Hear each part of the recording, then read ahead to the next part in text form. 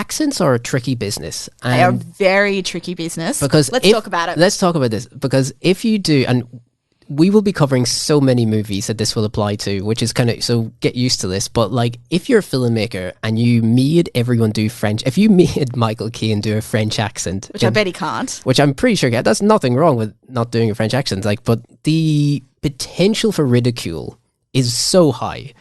And I find this very, very tricky. I sympathize with filmmakers and I sympathize with Philip Kaufman in trying to deal with the fact that it's based in France, but I need it to be made for an American audience. Okay, so let's go back a couple of steps.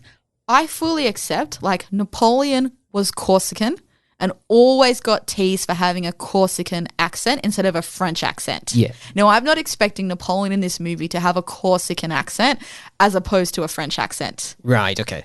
But these people are meant to be at the top of their craft. They are getting paid millions of dollars. They're wanting to win Oscars out of this. That's hilarious. And yet we sound like we're in England. That's great. And, you know, you can tell Mel's in the history side entirely. I kind of agree with you. I would say this, right? I think if you're going to do accents and you're going to do French accents and you're going to get it right, I suppose initially anyway, they're talking English anyway. They have to talk English. Yeah, it's right? an English so it's going to be movie, wrong. So it's going to be not wrong. going to anyway. be correct. But at least can we make it feel French? I get it. I totally get it. Or a universal English accent. Some of the, like, Michael Caine sounds like he's still from East London. I can tell you why I think they decided to do this, right? Is because when you're deciding accents in a movie, if you get it wrong, you get it consistently wrong. Does that make sense? So if you have Michael Caine walking in and he's going, "My name's Michael Caine," and if he walks in saying that, you have to have everyone else follow him, right? And I'm not saying that's what happened, but if you're going to have, because Joaquin Phoenix is, you know, he's not English at all, but he's talking with a slightly English accent in this movie. Now, they definitely said to Joaquin, because Joaquin would have said, "What do you want me to do?"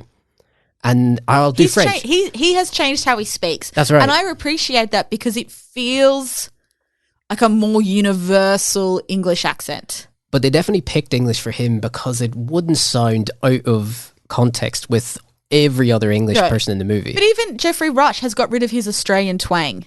We're only talking about this movie. I mean, we are going to be talking about this for so many episodes.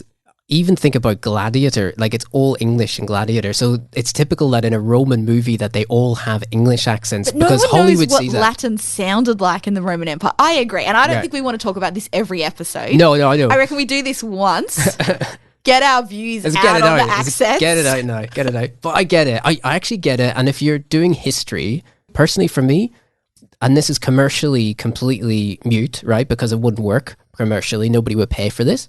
But I would rather it be subtitled in French with French actors. I mean, if you had to do it a certain way and you had free artistic reign on it, I mean, just do that, right? I think, and actually, I would argue that if I watched that movie and it was subtitled and it was in French, it would feel more realistic to me. Of course it would. It wouldn't feel like I'm watching Michael Caine walk around and doing, you know... He literally is playing a doctor version of himself.